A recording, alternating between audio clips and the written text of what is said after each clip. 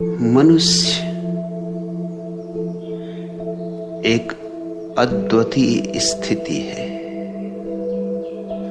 और ध्यान रखना शब्द स्थिति। एक जगत है मनुष्यों के नीचे पशुओं का, वे पूरे ही पैदा होते हैं, उन्हें जो होना है वैसे ही पैदा होते हैं। और एक जगत है मनुष्य के ऊपर बुद्धों का, उन्हें जैसा होना है वे हो गए, अब कुछ होने को नहीं बचा। और दोनों के मध्य में मनुष्य की चिंता का लोक है, उसे जो होना है अभी हुआ नहीं, जो नहीं होना है वह अभी है, इसलिए तनाव है, खिंचाव है। पीछे की तरफ खींचता है पशुओं का लोक, पक्षियों का लोक, वृक्षों का लोक, नदी पहाड़ों का लोक। आगे की तरफ खींचता है बुद्धों का लोक, जिनों का लोक, तीर्थंकरों का लोक, अवतारों का लोक। दोनों आकर्षण प्रबल हैं। पीछे के आकर्षण का बल यह है कि वह हमारा अनुभव है, अचेतन में दबा हुआ। उन सारी योनियों से हम यात्रा करके आए, वे जानी मानी हैं, परिचित हैं। उन लौट जाना आसान मालूम होता है। इसलिए शराब और शराब जैसे मादक द्रव्यों का इतना प्रभाव है। शराब की खूबी यही कि थोड़ी देर को तुम्हें तुम्हारी आदमियत से नीचे गिरा देती, तुम्हें फिर वापस पशुओं के जगत का हिस्सा बना देती। वही शांति, वही सन्नाटा, वही निश्चिंत भाव सुखद मालूम होता है, लेकिन वापस तो लौटना ही होगा।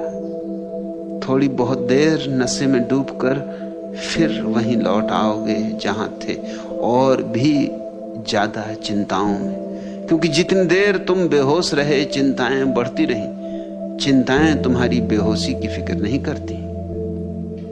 फिर रोज रोज ज्यादा शराब, ज्यादा मादक द्रव्य लेने होंगे, क्योंकि तुम उनके अभ्यस्त होने लगोगे। लोग इतने अभ्यस्त हो सकते हैं कि तुम्हें पता ही ना चले कि वे पिए हुए हैं। मेरे एक मित्र हैं, पुराने पियक्कड़ हैं, गहरे पियक्कड़ हैं। उनकी शादी हुई, 5 साल बाद उनकी पत्नी को पता चला कि वो शराब पीते, क्योंकि एक दिन घर वो बिना पिए आ गए। जिस दिन बिना पिए आए उस दिन पता चला। रोज पी के आते थे तो बिल्कुल स्वाभाविक मालूम होते थे, बिना पिए आए तो थोड़े डगमगाते थे, थोड़े अस्त व्यस्त थे, थोड़े बेचैन थे।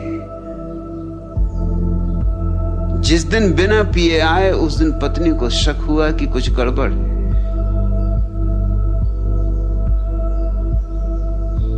मैं उनसे वर्षों से परिचित हूं, कितना ही उन्हें पिला दो,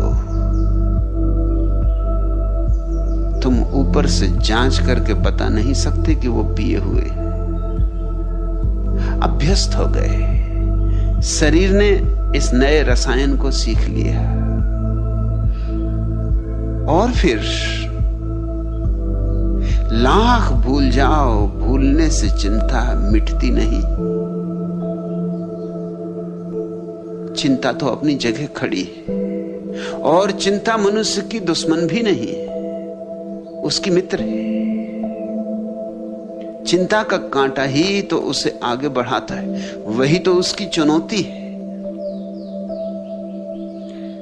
सोम रस से लेकर ऋग्वेद के, आल्दुअस हक्सले के LSD तक आदमी निरंतर इस बात की खोज की है कि मैं वापस कैसे लौट जाऊं।